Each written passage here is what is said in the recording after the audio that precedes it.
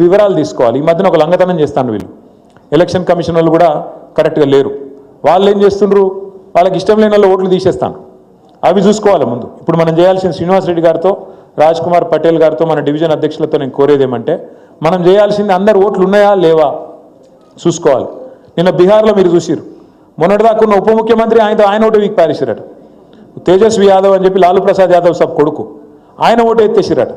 ఇక మరి వాళ్ళే కొట్టేసినాక మనవి కూడా లేకుండా చేస్తారు. ఎవరైతే వాళ్ళ ఖిలాఫ్ ఉన్నారో అవసరమైతే వాళ్ళు కుమ్మక్కై, కాంగ్రెస్ వాడు బీజేపీ వాడు కుమ్మక్కై మన ఓట్లు తీసే ప్రయత్నం కూడా చేస్తారు. మనం ముందు తొందరపడాలి, జాగ్రత్త పడాలి. తప్పకుండా మన ఓట్లు ఉన్నాయా లేవా ఆ ఇళ్లలోకి పోయి కూడా చెక్ చేసుకోవాలి.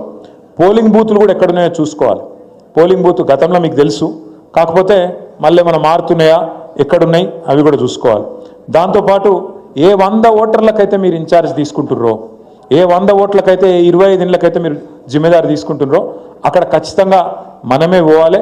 ఆ 25 ఇళ్లను మనం ఎంత పెద్ద నాయకులమైనా మొదలు మన ఇల్లు మన చుట్టూ పొక్తా చేసుకోవాలి, ఆ తర్వాతనే బయట మాట్లాడాలి. అట్లాగే